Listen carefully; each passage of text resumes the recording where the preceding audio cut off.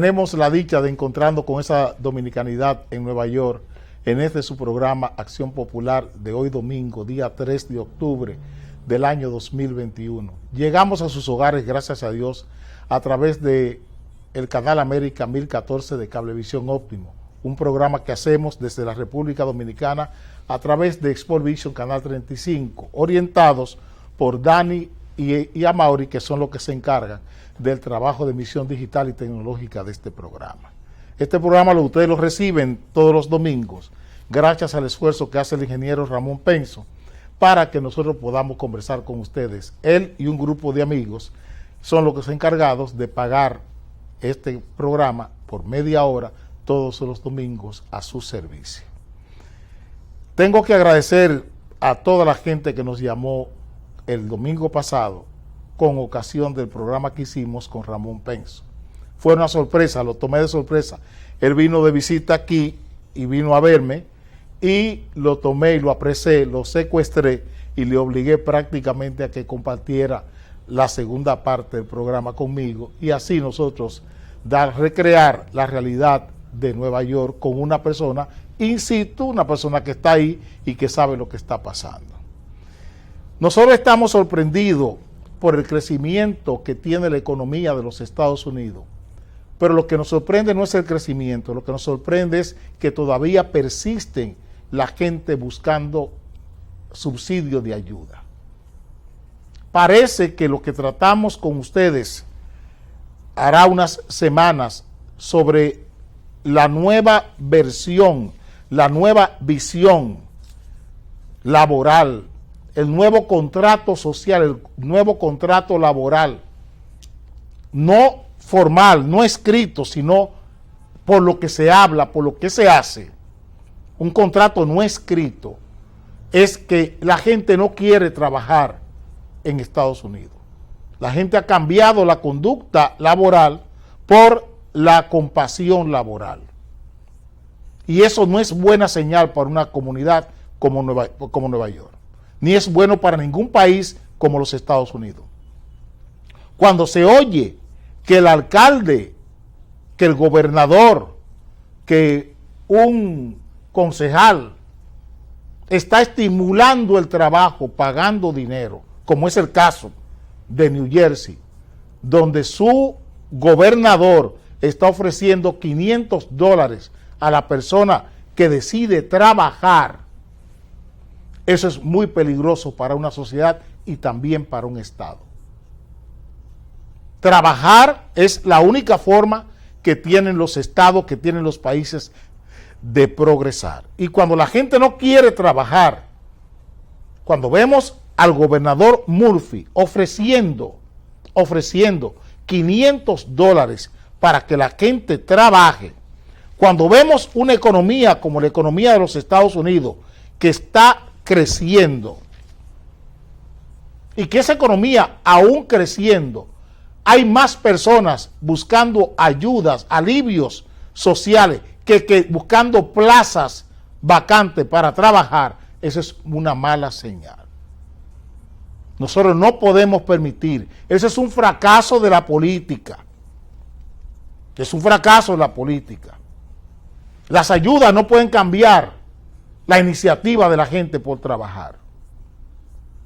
A pesar de que un informe destaca que el dominicano es el que más le gusta trabajar entre la mayoría de las etnias y de los países, de las migraciones que llegan a la ciudad de Nueva York. Aplaudimos eso. Pero ese trabajo que le gusta al dominicano puede verse mellado, puede verse menguado, desmedrado por esas otras etnias que han decidido acogerse a las ayudas porque con las ayudas le va mejor que trabajando. Y es una pena, porque así no se puede construir una sociedad, así no se puede sostener la seguridad social, así no se puede sostener los servicios públicos. Cuando la gente paga impuestos, porque trabaja, porque va y compra y trabaja, Cuando la gente paga impuestos porque está trabajando y de su salario se le descuenta impuestos, entonces hay bienestar. Y lo que está en juego aquí es el bienestar. Tendrán problemas con la iluminación, los servicios públicos, los servicios municipales. Si esos servicios municipales no encuentran vía de ingresos, porque el presupuesto de Nueva York es de ingresos primero y después de gastos. Todos los presupuestos están orientados a los ingresos. Y si ese estado solo tiene gastos y tiene pocos ingresos, porque hay poca actividad productiva, porque hay poca actividad laboral, entonces hay problemas. Hay problemas. ¿Con qué? Con los servicios. Cuando no se trabaja en un estado, usted paga, por ejemplo, las rentas, los taxes, los impuestos por la vivienda. Ese impuesto por la vivienda que usted paga 14, 15 mil dólares al año por la vivienda, eso se distribuye. Hay una parte que es para el ayuntamiento, una parte que es para el Estado federal, o sea, para las oficinas federales, salud, vivienda, esas cosas. Hay una parte que es para la iluminación del Estado, o sea, Bronx, Queens, necesitan luz en las calles. Todo eso se cubre con el impuesto que se cobra por la vivienda. Las deudas de las escuelas, el servicio escolar. O sea, el presupuesto de Nueva York depende de que la gente en Nueva York tenga dinero, pero no dinero de ayuda, porque el Estado no puede seguir manteniendo el sistema de ayudas. Porque si el Estado no recibe ingresos por impuestos, entonces no puede mantener las ayudas. Les reitero, el presupuesto del Estado de Nueva York primero es de ingresos. Primero es de ingresos y después de gastos. Primero son los ingresos. Y si el Estado de Nueva York no tiene ingresos, si el Estado norteamericano no tiene ingresos federales, si el Estado de Nueva York no tiene ingresos estatales, entonces no va a poder gastar. Y los ingresos dependen de lo que la gente produzca. Si una gente solo está recibiendo ayuda, ese Estado no está produciendo, y eso es peligroso para el mismo que está recibiendo las ayudas. Porque cuando el Estado no está dando las ayudas, vamos a tener un Estado quebrado. Fíjense que ahora mismo hubo un debate en el Congreso, en el Capitolio, con el tema de la sostenibilidad del Estado por el tope de gasto y el tope de empréstitos entre republicanos y demócratas. Gracias a Dios que se llegó a un acuerdo para permitir la sostenibilidad del presupuesto de los Estados Unidos hasta diciembre. Pero primero son los ingresos. Primero son los ingresos. Si un Estado no tiene ingresos, entonces hay problemas con ese Estado. Es un Estado en medio de una pandemia, donde lamentablemente el Estado federal y los estados estatales, o sea, las gobernaciones y la propia presidencia de los Estados Unidos han caído en la trampa del debate ideológico de las vacunas. El debate religioso de las vacunas. Un país que pone de un lado la política para entrar en ideologías religiosas o en ideologías sociales, tiene problemas.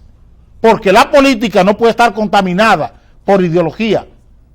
La política tiene que responder a la necesidad más compleja que tiene el ser humano, que es vivir. Las ideologías no dan vida. Las ideologías no garantizan la vida. Quien garantiza la vida es la ciencia política. Es bueno que entendamos eso. Tenemos un Estado, repito, tenemos un Estado que necesita riqueza, necesita producir riqueza para que esas riquezas que produzca la economía sean grabadas y desde ahí que salgan los ingresos del Estado. Nueva York necesita ingresos. Necesita ingresos. La gobernación de Nueva York necesita ingresos. La alcaldía de Nueva York necesita ingresos. Todos los condados necesitan ingresos. Y si en todos los condados la gente está sentada esperando que el Estado le dé una ayuda, entonces estamos viendo un estado de Nueva York en quiebra. Se lo estoy diciendo así porque es mi deber como político conversar con ustedes con la seriedad que esto conlleva. Si el Estado no produce, si todo el mundo se sienta en su casa a esperar las ayudas, el Estado quebrará, porque el Estado depende de ingresos. Todas esas ayudas son deudas que está emitiendo el Estado. Todas las ayudas son deudas, pero esas deudas tienen un límites. Tienen límites. Tienen límites financieros, límites fiscales y límites monetarios. De eso se trata. Y cuando se agoten esos límites, entonces no habrá dinero. Y cuando no hay dinero, la economía quebrará. Llegaremos al 29. Nos estaremos devolviendo a 1929. Todo sea el crack. Y ese crack no le conviene a nadie ahora mismo. Y mucho menos con una pandemia de por medio. Entonces vamos a trabajar para producir ingresos. Ingresos nosotros, ingresos también el fisco. Si el tío Sam no recibe ingresos, el tío Sam morirá. Porque no podrá darle ayuda a nadie. Entiendan eso. Necesitamos que haya conciencia, que los partidos políticos, que la sociedad civil, los grupos comunitarios, las iglesias, las instituciones sociales, las instituciones que se encargan de la socialización de las personas, hagan conciencia en Estados Unidos de que es necesario trabajar. No puede la gente sentarse. Este patrón que ha cambiado, que la gente en lugar de trabajar está viviendo de ayudas, es muy nocivo para la sostenibilidad social, cultural, laboral, económica, monetaria, financiera, fiscal de la ciudad de Nueva York. Los vagos no nos sirven, y mucho menos en una situación como esta. La vagancia es el peor resultado que podemos tener de la pandemia. Lo estamos diciendo así, y lo estamos diciendo así porque somos políticos. Esto nos gusta, porque la gente quiere la comodidad, el confort. Pero ese confort tiene un precio social, tiene un precio laboral, tiene un precio económico, tiene un precio sanitario, ese confort. Tiene un precio de estabilidad, de bienestar. Y ese bienestar hay que sufragarlo. Y hay que sufragarlo trasladándole al Estado, tanto el Estado federal como el Estado estatal de Nueva York, hay que entregarle ingresos. Y si no hay ingresos para esos dos estados, tenemos una sociedad y un estado y unos condados quebrados. Vengo ahora.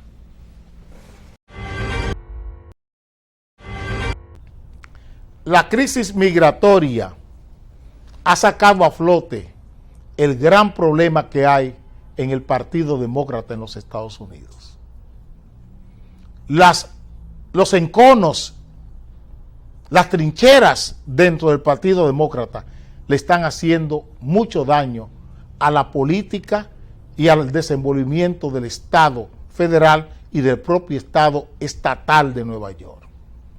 Lo que vivimos con el comisionado de policía de Nueva York, que en estos días tuvo que increpar a la facción progresista del Partido Demócrata en Nueva York, eso le está diciendo a ustedes hasta dónde está la fractura del Partido Demócrata. Lo que está viviendo el candidato Eric Adams, lo que está viviéndose desde la gobernación de Nueva York, esa fractura del Partido Demócrata, está viéndose ahora a nivel macro en la política exterior de los Estados Unidos. Hablaban los periódicos con ocasión del conato que se presentó en la frontera con Texas. Se hablaba de una crisis en la Casa Blanca. No creo que era tanto, pero era una situación enojosa la que se estaba viviendo en la Casa Blanca, toda vez que el enviado especial para los asuntos de Haití del presidente Biden le renunció por el supuesto o real maltrato que recibieron los migrantes haitianos en Texas. Lo que está viviendo la política exterior de Estados Unidos hay que necesariamente tomarla con pinzas. La política de un Estado, la geopolítica de un Estado federal como el de los Estados Unidos, no puede estar sujeta a las contradicciones internas que tenga un partido político de gobierno. Ya le había llamado la atención a los Estados Unidos y específicamente a Nueva York en este programa con el tema de la gran división que tenían no solo el Partido Demócrata, sino también el Partido Republicano. El Partido Republicano frente a las políticas de Trump y el Partido Republicano frente a los dos bloques, las dos trincheras, la de Bernie Sanders y la de Joe Biden. Los progresistas y los conservadores demócratas. Ni una cosa ni la otra. Ni una cosa ni la otra. Y llamé la atención con el protagonismo de la señora Ocasio-Cortez. No es rentable para ningún partido que una dirigente política con cargo de elección esté acosando sectores en nombre de una ideología. Y lo estamos viendo con la tremenda ola de violencia que está viviendo Nueva York hoy. Los 5 condados de Nueva York se han tornado violentos. Y lo peor, que las víctimas que están cobrando esta ola de violencia, criminalidad y delincuencia está en la juventud. Niños de 14, 15, 16, 17 años. Protagonistas y víctimas. Victimarios y víctimas. Y eso es escandaloso. Y es fruto de la poca estima, el golpeo, el acoso a la autoestima del policía en Nueva York, montado desde el Partido Demócrata contra la policía. Contra la policía. Esa conspiración que en nombre de luchar contra Trump dañaron la policía de Nueva York. Le quitaron autoridad a la policía de Nueva York. La autoridad nunca se debe cuestionar por asuntos de ideologías partidarias, ni ideologías electorales, ni mucho menos de ideologías políticas. Lo que se hizo, el daño que se le ha hecho a Nueva York y que se le ha hecho a Estados Unidos al montar esta línea política de negro y blanco, cuando estamos viendo cómo los negros se están matando entre sí en Nueva York. Es Black Lives Matter. La vida del negro importa en la violencia, la criminalidad y la delincuencia. ¿Quién puede frenar eso hoy? Es la policía. Y el mismo problema se tiene con la política exterior. No es chocante que chinos y militares chinos y norteamericanos dialoguen y que no se pueda dialogar con Kim Jong-un en Corea. Trump lo logró eso. ¿Por qué Trump logró dialogar con Corea y dialogar personalmente con Xi Jinping en varias ocasiones? ¿Por qué lo consiguió? Es que tenía mejor criterio de la política un empresario que un político de carrera. Tenemos que preguntarnos eso hoy. Que si Trump tenía mayor sensibilidad para la política que los políticos de carrera en los Estados Unidos. Que un empresario que dedicó su vida a actividades lejanas a la política, haya dado cátedras de su manejo político a los políticos, a la gente que ha dedicado su vida a hacer carrera en la política. Es un contrasentido lo que estamos viviendo. En el tema de Haití, yo entiendo que la misma ideología que ha quebrado al Partido Demócrata acorraló al presidente Biden con el tema de Haití. Porque el propio enviado especial del presidente Biden en Haití no tomó en cuenta el momento que estaba viviendo Haití. El momento que está viviendo Haití hoy. con un presidente asesinado y nadie sabe quién lo mató, con un gobierno provisional que está enrumbando el cauce político, que está fijando elecciones para el año 2022, para dentro de un año tener un gobierno legítimamente constituido en Haití y las instituciones, un primer ministro que acaba de decidir crear una nueva Junta Central Electoral, un nuevo Consejo Provisional Electoral que enrumbe el cauce de las elecciones por venir, tanto las de Congreso, o sea, la del Parlamento, como el propio referendo que se va a instrumentar, y también las elecciones generales para elegir el presidente de Haití. ¿Qué pasó con los demócratas que tanto, los del Caucus Negro, que tanto protegen a los haitianos, que no pudieron enmendarle la plana a este enviado especial para los asuntos de Haití? ¿Qué pasó? ¿Qué mensajes estamos enviando desde el Partido Demócrata con estas improvisaciones? ¿Cómo el gobierno se deja arrastrar por este conato montado, repito, montado en Texas, en Del Río? ¿O es que no se dieron cuenta que era una trampa internacional que le habían montado al presidente Biden? Lo que pasó en Texas, es una medida activa de los enemigos de los Estados Unidos.